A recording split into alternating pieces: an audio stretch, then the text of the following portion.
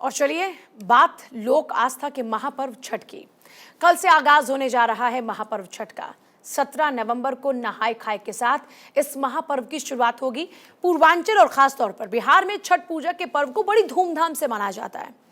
इस पर्व पर छठी मैया की पूजा के साथ भगवान भास्कर की उपासना भी होती है, यानी सूर्य देवता की। महिलाएं बच्चों के उनके स्वास्थ्य की, उनके सफलता की, उनकी दीर्घायु के लिए 36 घंटे तक कठिन व्रत करती हैं। छठ पर्व को लेकर दिल्ली से लेकर बिहार तक तैयारियां जोरों पर हैं। वहीं छठ पर्व मनाने के लिए अपने घरों को लौट रहे लोगों को मुश्किलों का सामना भी करना पड़ रहा है। ट्रेन में जो यात्री इस वक्त नजर आ रहे हैं, आप देखिए वहां के हालात क्या हैं। एकदम ट्रेनें खचाखच भरी हैं। लोग खिड़कियों से कूद कूद कर अंदर अपनी सीट के लिए संघर्ष करते हुए नजर आ रहे हैं। यात्रियों को ट्रेन के टिकट नहीं मिल रहे हैं। बस अड्डों पर भी यात्रियों की भारी भीड़ नजर आ रही है। छठ पूजा के लिए घाटों पर भी खासे इंतजाम किए गए हैं, हमेशा की तरह। दिल्ली की यमुना नदी का छठ पर्व से पहले ही बुरा हाल देखने को मिला। यहां नदी में प्रदूषण का स्तर बहुत ही ज्यादा है, जिसे लेकर श्रद्धालुओं में काफी चिंता बनी हुई है। छठ पर्व की रौनक बाजारों में भी देखने को मिल रही है। लोग छठ पर्व से पहले जमकर खरीदारी भी कर रहे हैं। छठ पर तैयारियां किस तरह की हैं, कैसा उत्साह देखने को मिल रहा है, लोगों को किस किस तरह की परेशानियों का सामना भी करना पड़ रहा है। अलग अलग शहरों से हमारे रिपोर्टर हमारे साथ जुड़ेंगे। और देखिए ये दो तस्वीरें आपके सामने हैं। एक देखिए घाट पर आप देखिए मंत्री पहुंच रहे हैं, आतिशी आपको नजर आ रही हैं। अब यहाँ पर वो घाट पर जायजा लेने के लिए पहुंची हैं, जो छठ के लिए घाट बनकर तैयार हो चुके हैं, सजकर तैयार हो चुके हैं। साफ सफाई, साज सज्जा और पूरी तैयारियां, ताकि जो भी छठी मैया का व्रत करें उनके लिए कोई परेशानी ना हो। लेकिन एक तस्वीर आपके सामने है और वो तस्वीर है जंग, और ये जंग है अपने घरों की तरफ जाने को लेकर। आनंद विहार रेलवे स्टेशन की तस्वीरें आप देखिए।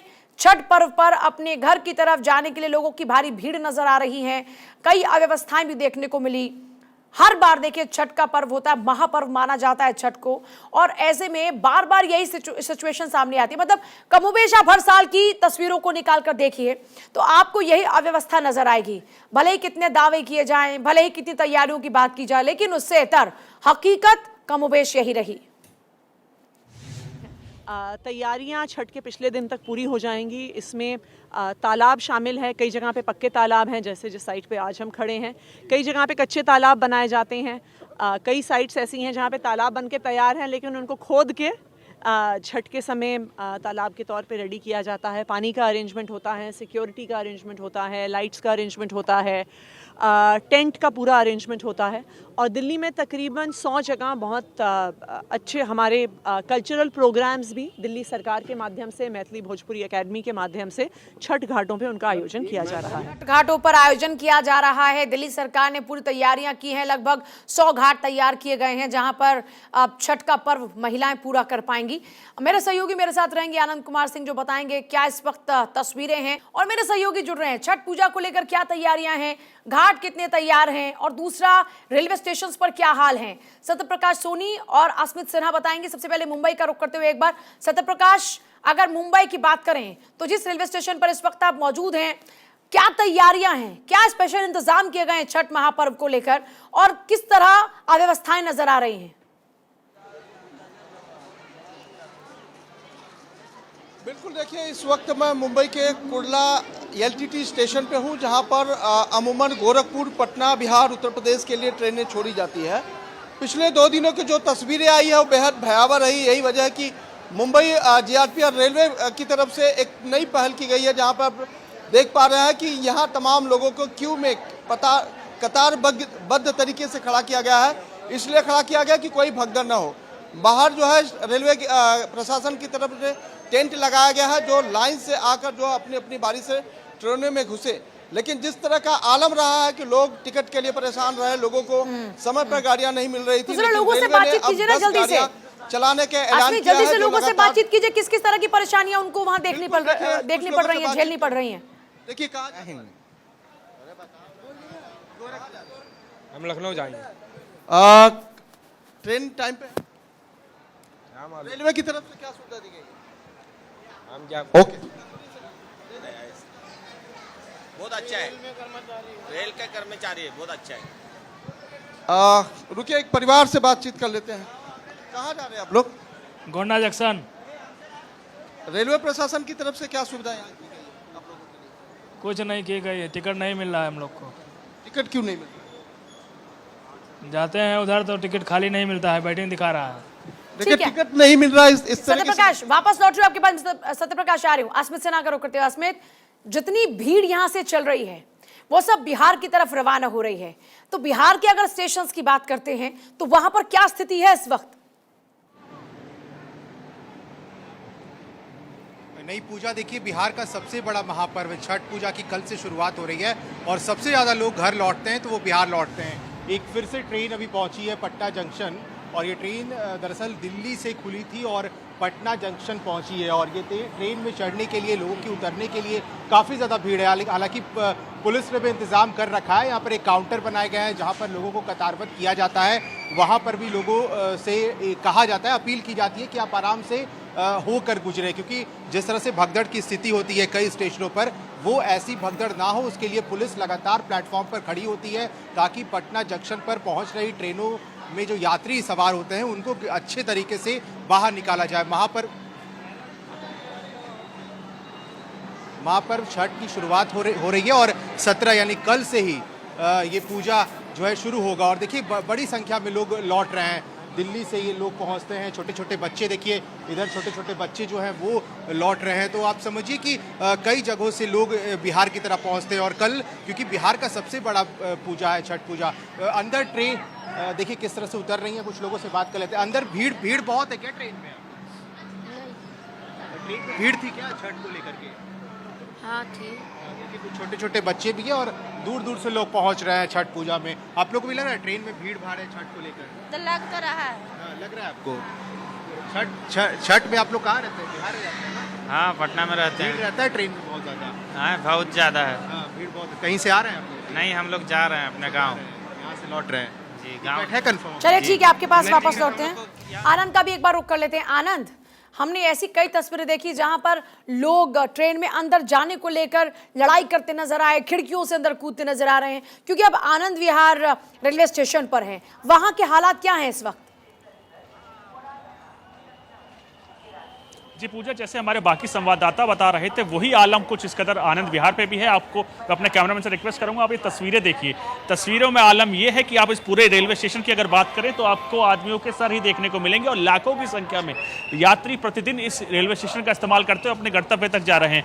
अगर बात करें जब लाखों की संख्या के यात्री आते तो उसको लेकर रेलवे के साथ साथ आरपीएफ ने भी इसको लेकर एक विशेष इंतजाम किया है। दरअसल इस पूरे रेलवे स्टेशन को 7 हिस्सों में बांटा गया है, जिसकी हर हिस्से की या कहें एक सेक्टर की जिम्मेदारी एक इंस्पेक्टर लेवल के अधिकारी पे है। और उसके साथ साथ आप देखिए चेकिंग को लेकर, क्योंकि सेफ्टी और सिक्योरिटी एक अहम मुद्दा होता है इसमें, तो देखिए अंदर जो भी व्यक्ति जा रहा है उसको लेकर 3 बैरिगेटिंग लगाई गई और 3 लोगों को चेकिंग करने 3 अलग अलग रास्ते। दरअसल इतनी बड़ी संख्या को मैनेज करना भी इतना आसान नहीं है, उसको लेकर अलग अलग जरिए से मतलब कोशिश की जा रही है कि व्यक्ति को बांट बांट कर हिस्सा निकाला जा सके। और सबसे बड़ी बात देखिए, यात्री छठ को लेकर लाखों की संख्या में जा रहे हैं, तो लगातार अधिकारी या कहें पुलिस कर्मियों की भी विशेष इंतजाम आरपीएफ के किए हुए हैं। लगभग 500 के जवान इस वक्त इस स्टेशन के आसपास तैनात है। और आप सामने देखेंगे पांडाल, ये पांडाल विशेष रूप से इसलिए महत्वपूर्ण है कि जिनकी ट्रेन 2 घंटे बाद है उनको यहीं रोक दिया जा रहा है। और इंतजाम देखिए, पंखे से लेकर स्क्रीन तक तमाम चीज़ें लगाई गई हैं जिससे यात्री अपनी चीज़ें देख सके, अपनी ट्रेनों को पता कर सके। और उसके बाद ही जिनकी ट्रेन 2 घंटे के बाद है उनको ही अंदर जाने की अनुमति दी जा रही है। दरअसल इस पूरी कवायद को लेकर आरपीएफ ये कोशिश कर रही है कि प्लेटफॉर्म पे भीड़ ना हो सके, भीड़ ना होते के चलते किसी प्रकार का कोई दुर्घटना ना हो सके, उसको लेकर सेफ्टी सिक्योरिटी के तहत आप देखिए लोगों को एक प्रॉपर चेकिंग के बाद ही रैंडमली चेकिंग किया जा रहा है। अभी कुछ देर पहले एक व्यक्ति को यहाँ पकड़ा गया था जिसके पास गन पाउडर था। तो तमाम चीज़ों को लेकर आरपीएफ की कोशिश कर रही है, क्योंकि इंसिडेंट कल ही देश के एक हिस्से में हुआ था, तो उसको लेकर इस वक्त पूरी तरह से चौकसी की जा रही है कि कोई आगे इस प्रकार की वारदात ना हो सके। और उसको लेकर आप देखिए लाखों की भीड़ को अगर मैनेज करना भी, के पास वापस लौटे प्रतिदिन डॉक्टर वो भी सुनील इस कौशिक प्रकार और के राहुल लाल छठ इस वक्त हमारे साथ में जुड़ रहे हैं, दोनों का एक बार रुख करते हुए, क्योंकि देख रहे हैं लगातार इस पूरे मामले को लेकर राजनीति भी खूब हो रही है। सुनील कौशिक, इंतजामों की अगर बात करें तो इंतजाम में केंद्र की सरकार भी बहुत ज्यादा अच्छे स्तर पर काम करती हुई नजर नहीं आई और ना ही राज्य की सरकारें बहुत बेहतरीन काम करती नजर आई। यही वजह है कि अव्यवस्थाओं का दौर देखने को मिला। मानते हैं आप ऐसा?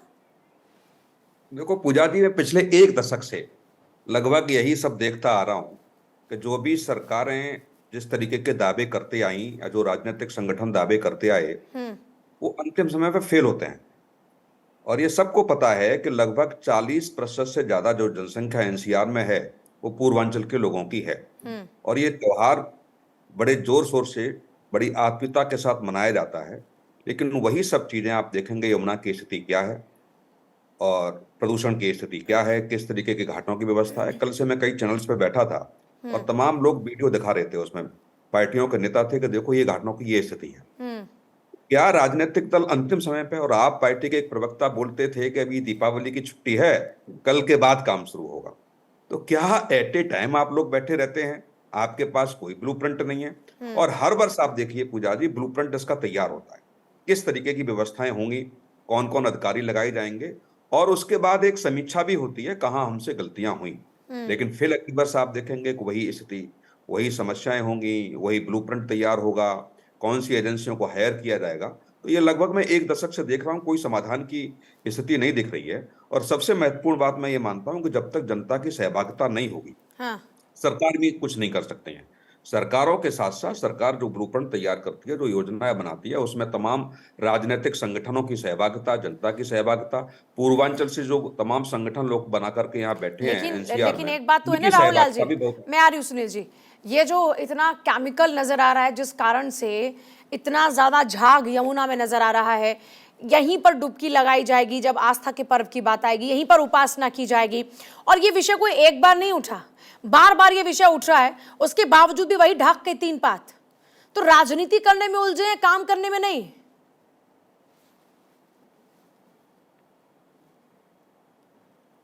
राहुल लाल जी देखिए पूजा जी, हाँ मैं कह रहा हूं कि जो दावे सरकारें कर रही हैं वो जमीन पे हम लोगों को नहीं दिख रहा। छठ को लेके देखिए 2-3 स्थितियां अगर हम लोग देखें, एक तो दिल्ली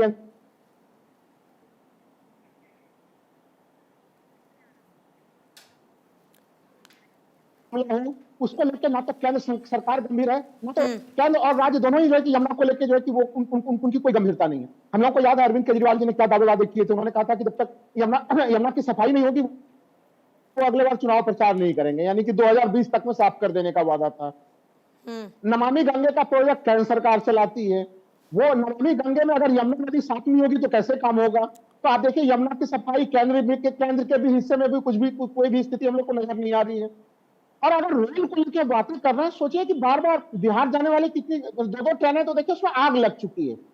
देश भर के किसी भी हिस्से से भी आप देखिए ट्रेनों की जो स्थिति बनी हुई है इस समय, कि ट्रेनें जो है कि वो बिहार प्रवेश करने से पहले वो 5 घंटे 10 घंटे ऐसे देर विलंब हो जा रही है।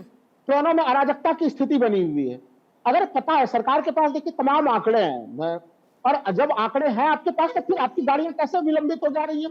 प्रत्येक व्यक्ति को कंफर्म टिकट क्यों नहीं मिल रहा? रेलवे के दावे देखिए, आज से 1.5-2 महीने पहले पूजा जी बड़े बड़े दावे हो रहे थे कि प्रत्येक यात्री को कंफर्म टिकट मिलेगा। रेल मंत्री जी बड़े बार कह रहे थे।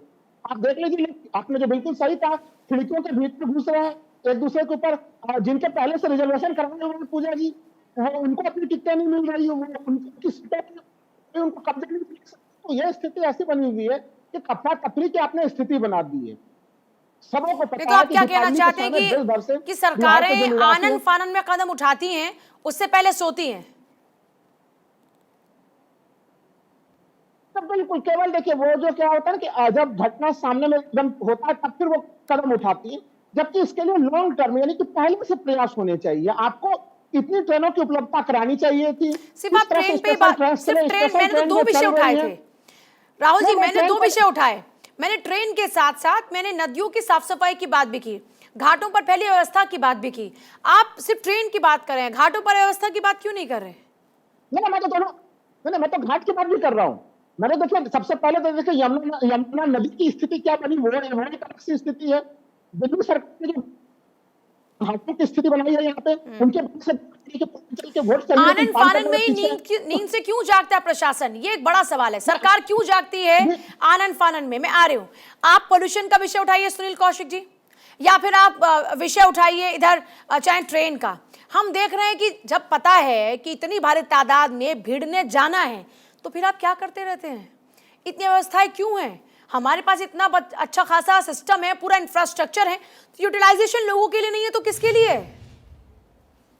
नहीं पूजा जी, बिल्कुल आपने सही सवाल उठाया। आप देखेंगे ना, एक चीज का आंकड़ा सरकार के पास है, और उस क्षेत्र से जुड़े हुए जितने भी राजनीतिक या सोशल संगठन है सबके पास है। 40% से ज्यादा आबादी एनसीआर में पूर्वांचल के लोगों की, और लगभग 25% लोग ऐसे हैं जो घर जाकर के हमेशा त्योहार मनाते हैं। तो आंकड़ा ऐसा नहीं है कि नहीं है, लेकिन आपने उसके हिसाब से ब्लूप्रिंट तैयार नहीं किया। ट्रेनों की क्या व्यवस्था रहेगी, बस की क्या व्यवस्था रहेगी, बसों की संख्या बढ़ाई जाएगी, ट्रेनों की संख्या कितनी बढ़नी चाहिए। और दूसरी बात, सबसे महत्वपूर्ण बात यह है पूजा जी कि हर बार आप सबक लेते हैं, निश्चित तौर से मुझे लगता है कहीं ना कहीं कमियां रह जाती होंगी। अगली बार वो तैयारियां जो कमियां आप में रहेगी वो जुड़ती क्यों नहीं है, एग्जैक्टली, उनका समाधान क्यों ये नहीं होता सबसे है। इंपॉर्टेंट पॉइंट है। अब आप दोनों का बहुत शुक्रिया जुड़ने के लिए हमारे साथ में, मेरे तीनों सहयोगियों का भी शुक्रिया पूरी जानकारी देने के लिए। तो देखिए, कुल मिलाकर देखा जाए तो ये बात कही जा सकती है कि बजाय राजनीति में उलझने के, इंपॉर्टेंट है कि लोगों के लिए सुविधाएं मुहैया कराई जाएं, और ये चाहे कोई भी सरकार हो, ये सब पर एप्लीकेबल होता है। लोगों की सहूलियत को फोकस कीजिए, राजनीति को नहीं। जनता आपको यूं ही पसंद करेगी काम से, ना कि सिर्फ बातों से।